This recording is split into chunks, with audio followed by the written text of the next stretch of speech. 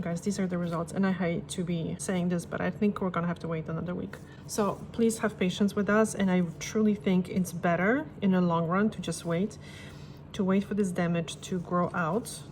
As you can see, the new nail is perfectly nice and healthy. It's just the ends. But as I was saying, even actually with this nail, the end is wider, meaning there was just more nail. It's less flaky. So the new growth is not getting damaged. There's no damage here, so everything is going well. It's just that patience, that we have to be patient for this nail to grow out. Otherwise, we're gonna go 2 steps forward and 3 steps back. Okay, so we're going to do the usual wipe the nails with acetone. And the reason why I wipe it with acetone is to really see, acetone shows everything. So to really see what's going on, because if there is any oil or anything on the nails, they're going to always look better. And someone was mentioning that I should be washing hands after using acetone, that acetone is not very good. You know, acetone is actually a very safe solvent, and the cosmetic good quality acetone that we use, it's very clean, so it actually evaporates very quickly. There's nothing left behind. So there's no need to wash your hands. The reason why you want to wash your hands or just wet your hands is to replenish the moisture the acetone removed, but that will be done later. So this is how the nails are looking. Again, a little bit of peeling. The client is noticing, she was mentioning that normally she would have to buff like the edge like this because the nail would get caught very easily, but this is not happening, so that's good. And there's a lot of confusion when it comes to how often this should be applied. So I was under the impression, and I don't know, guys, please let me know if OPI, or because I doubt OPI people are watching this video, so if you know what were the maintenance instructions. So I was under impression that it was 6 days of applying it twice a day and then once a week, but maybe I dreamt it, I don't know, because now I can't find it. And they're saying you can actually use it as a maintenance every day. So I guess that's how we can go about it. So I'm going to use it twice now because that's the instructions. Things change, guys. You just have to go with the flow sometimes.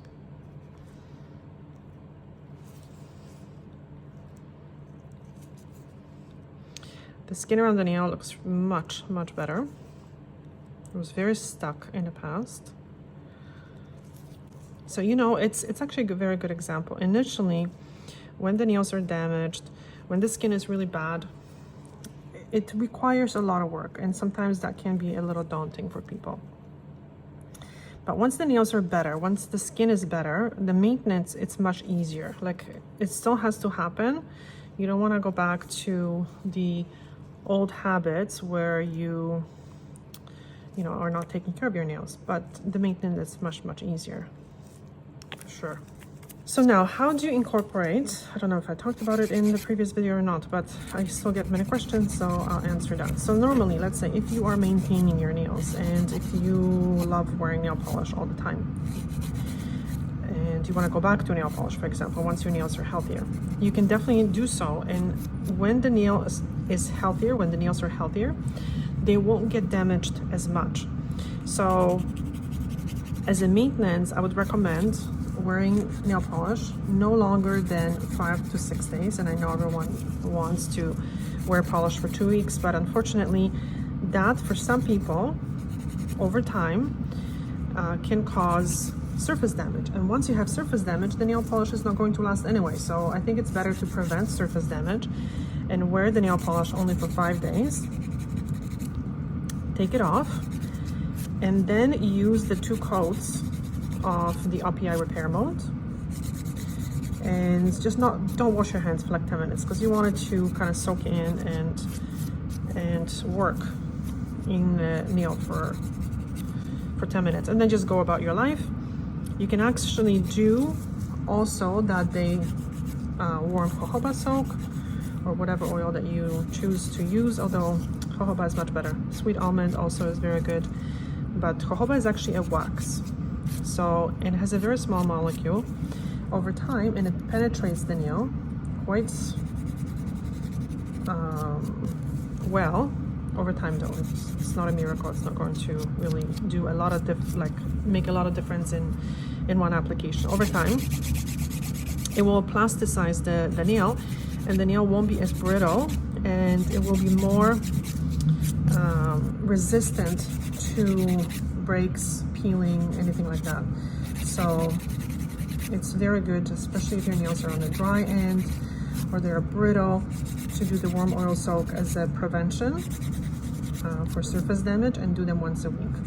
So once you remove the polish, you can apply the OPI Repair Mode, do the warm oil soak, and then either the same day or next day do your manicure, shorten the nails, always keep them at a proper length, and then the next day you can reapply the polish, or give them 2 days. So for every person it's going to be different. I don't think there is a recipe, especially I can't, you know, advise people without seeing their nails how many days they can wear the polish without creating surface damage. Sometimes it's a bit of a trial and error.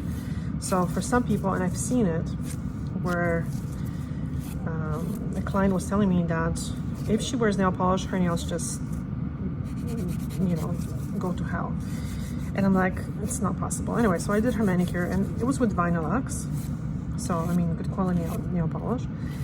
And I think she came in 2 weeks later, or I can't remember, but her nails were much, I don't know, they were just flaky, and I couldn't believe my eyes. And I even removed the polish.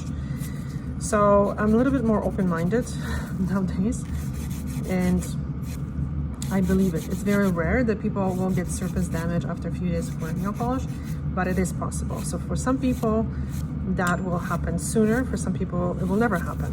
But it's good to keep an eye on the surface of the nail, and once you start seeing damage, unfortunately, then you know that you've been wearing nail polish for too long. And this is where, you know, so many people believe the polish is protecting the nails, but in my opinion, no. I mean, it depends really what you understand. How do you understand the word protection? Because yes, putting a hard coat of plastic, kind of hard, on your nail will prevent the nail from, I don't know, something breaking or something. But at the same time, it weakens the nail underneath. So if your objection is to have healthy nails, then the nail polish, or healthy nail surface, actually that's even better, then I don't believe wearing nail polish is the way to get there. But if your objective is that you really don't care about the surface of the nail and how the nail looks, but you just want your nails longer, then for some people wearing nail polish all the time and multiple coats that's what they do, and that's how they get their nails to a certain length. But then you just have to remember that underneath the nail is getting weaker and weaker, and then sometimes over a weak nail the nail polish is not going to last, and then nothing starts to last, and then people come to me, you know, wondering what to do. So prevention is always much better than trying to fix, because once the whole surface gets damaged, then you have 1 month of, I'm sorry, 1 month, I wish. You have to wait 4 to 7 to 6 months, let's say, to regrow the damaged part, because you really can't truly repair the nail, because once the top layers of the nails are gone, they're gone forever. You can't regrow them. So it's important not to buff the nails too much, and understanding that buffing is often necessary, but it's never good for the nails. And it's almost like, when you think about buffing, it's like a peroxide for the hair. So I often get asked, like, is buffing good for the nails? Why do you buff? Well, I buff because I want the polish to stick, and there was no other way around it. Like, buffing, removing shine really increases adhesion, yes, but it's never good for the nails. So it's almost like hair color. We need the peroxide in order for the hair color to somehow, whatever, stick right to the hair, or to open the cuticle or something. I'm not a hairdresser, but you need it, because without the peroxide, the color just would not last. So is the peroxide good for the hair? No, but it's necessary for the hair color to work in a way that we want to. And now, like, if you use peroxide that's very, very weak, the color is not going to last a very long time, right? So you're gonna have like a semi-permanent hair color. But for some people, they need much stronger peroxide in order for the color to do its job. So is it good? No. Is it damaging? Yes. But you just have to kind of see what's the most important thing is for you. And that's what happens. The hair gets porous and the nail gets porous, but it's just a surface damage. And for the hair, it's, yeah, the hair surface damage. Okay, so I work with 9,000 RPM, and I like doing dry manicures because I like it, because usually before nail polish application, the dry manicure is much better. But you really don't have to do it. You can just use the cuticle remover, and really, please do not use electric file if you're not trained to use one properly, because I've seen just so much damage from electric files, and everyone that experienced that damage thought they knew what they were doing. Obviously, you wouldn't do the wrong thing on purpose.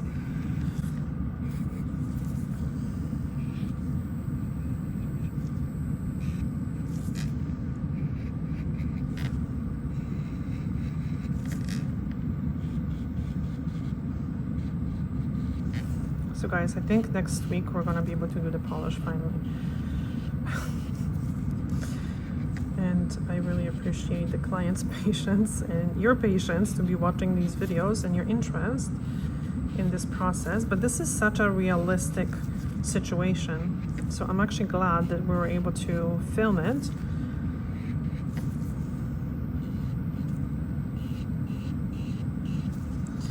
And share with you guys. So if you enjoyed this series, please let me know in the comment section. It really helps, and my clients really loves seeing those comments. This is awesome. My nails are famous now,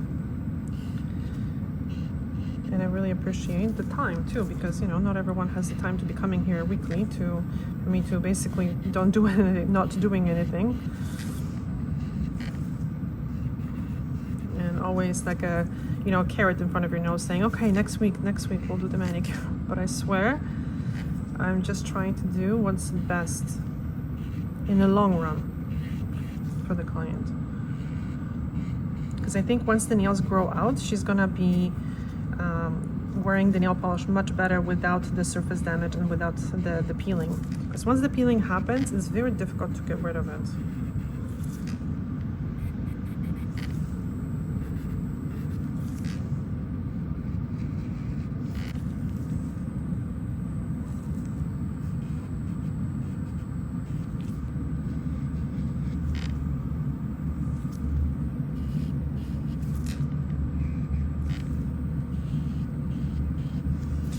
Another thing I wanted to talk about is the ridges. So it's absolutely normal to have some texture to our nails, just like it's absolutely normal to have texture to our skin. And we all have pores, we all have texture. But of course, some people have a little bit more than others, and some people have more ridges than others. And many of my viewers, many of you guys, were hoping this product will help with the ridges, and because that's how they kind of advertise it. They say that it smooths the surface. Yes, if the surface is damaged, it's a little bit rougher, so it's going to help to fix that rough surface, but it's not going to do anything to the ridges, because the texture of the nail is being formed here where the matrix is, so where the nail is actually being formed. So unless you are applying something that fills in those areas, which this product doesn't, it's like alcohol-based or water-based or something, it's not going to really fill in those ridges.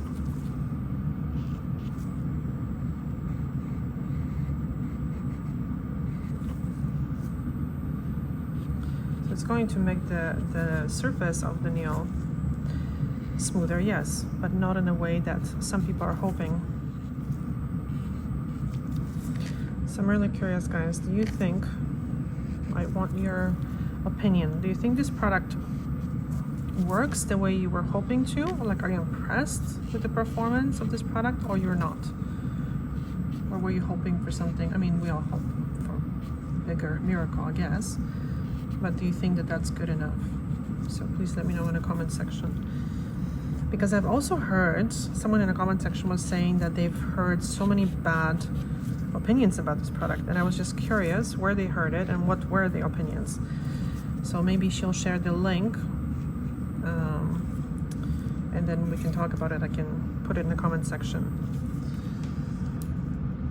Because I just want, you know, your feedback.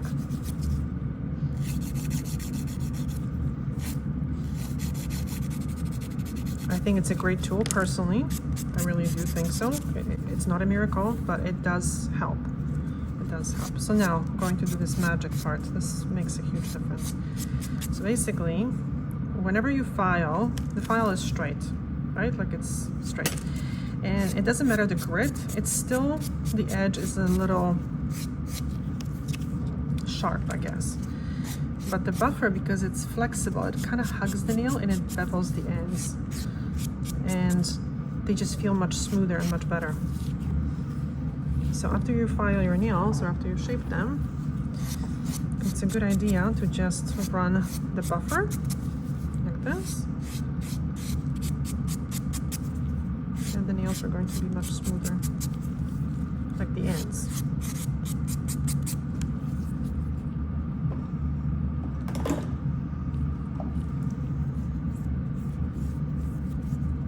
Okay, I'm gonna take the after picture. I'm just wiping with alcohol this time. And I'm gonna take the after picture and then apply oil and a cream. And hopefully we'll see you next week. So thank you so much for watching, for your interest, for all your comments and likes. And hopefully I'll see you next week. Bye.